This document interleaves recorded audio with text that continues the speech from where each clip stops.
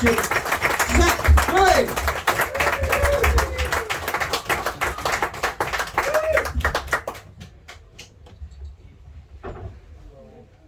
Hi. Hi. Oh, lovely crowd, thank you. My name is Zack, but my legal government name is Lwin. You can understand why I didn't use that name when I came up here. I'm gonna be honest with you guys. I'm kind of just here so that I can put comedian on my Tinder account.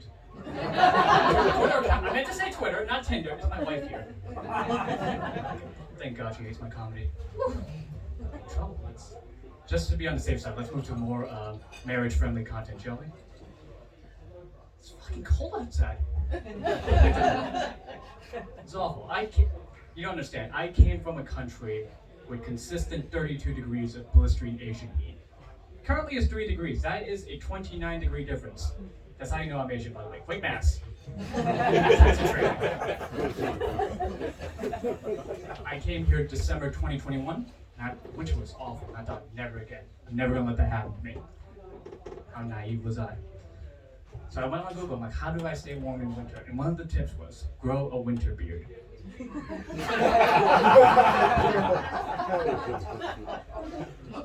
want to compliment me on winter beard? Does it not look nice? I spent a year for this. I feel like it deserves some acknowledgement.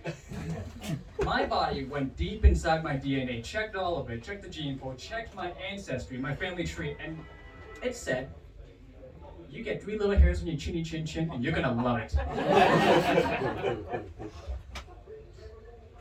I don't. But, on the bright side, my wife told me I look like Shaggy from Scooby-Doo. It's not a bad thing if you think about it. They made Velma black. If they wanted a short Asian Shaggy, that's my trip to Hollywood. That's my ticket right there. I'm in. I'm not gonna give up though. Next year, hopefully it grows out. I'll get out of my pedophile phase. I have 2 dogs. They're rescues.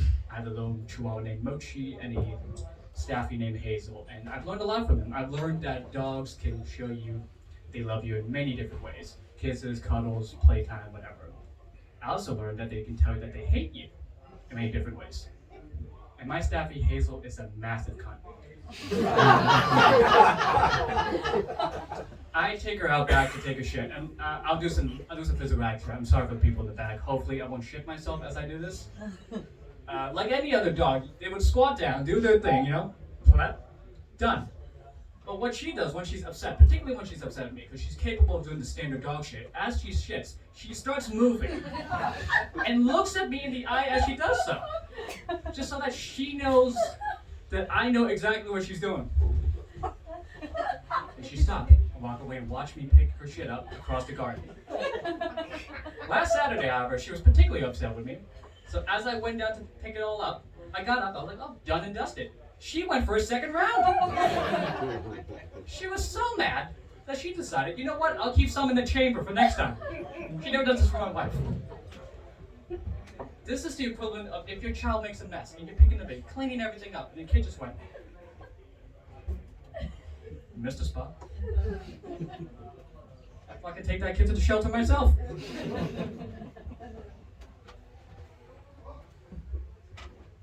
I will let you guys know that before I came to this country, I was betrayed. I was misled. I was told that if I were to come here, I would get the premium minority experience, and so far nobody has been racist towards me. Everyone's been so nice. What is this bullshit?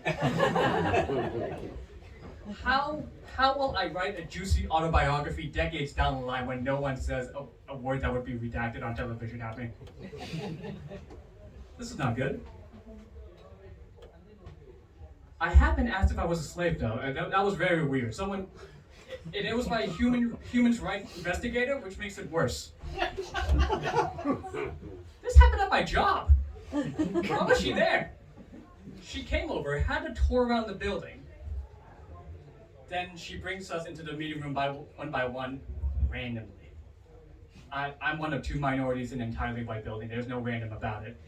You have heard my name. It is on the list. That is prime candid right there. She saw me, she saw my name, she probably saw my salary. She's like, this guy's definitely a slave. No way, no, he isn't. I got him. I filled my slave quota for the month. I got it. She brought me in. She sat me down. She said, are you a victim of modern day slavery? I didn't know what to say. I was like, why the fuck are you here? Should I be worried? And I said it in my dumbest American accent possible. No? I think. And she looked so disappointed. She thought she called herself a big one, but no. No, she's like, oh, it's just some dumb fucking American. She was being catfished. She got slave catfished. And all I could say, I felt so bad. I was like, I disappointed the stranger who just came towards me, made all this effort to find, well, not me, but someone like me. All I could say as I leave was, I'm sorry, I'll try harder next time. A little fun fact about me, despite me being in a bar, I don't like to drink. Like, not that I've saved alcohol or anything, I just don't like the taste of sticky. But I never tell any of my friends that because I don't know why, but I just think them thinking me not drinking is not cool. So I'm like, oh yeah, no, I totally drink. I just don't drink right now because I'm the designated driver. They'll back up. They're like, oh yeah, no, Zack's the designated driver. That's fine. I don't know how to drive. They've never tested me on this, not once, but I'm terrified that one night, every one of them is going to get collectively shit-faced and they're going to think, you know what, we're safe. Zack's going to drive us home. He doesn't own a car, we've never seen his license, not once has he offered to drive at all. But, he's my friend, and I believe him.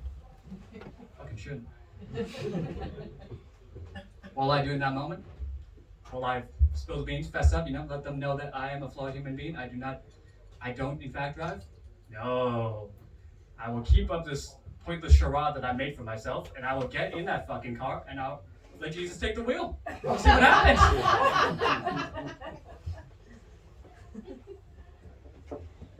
One fact about Jesus taking the wheel, I don't like that phrase at all.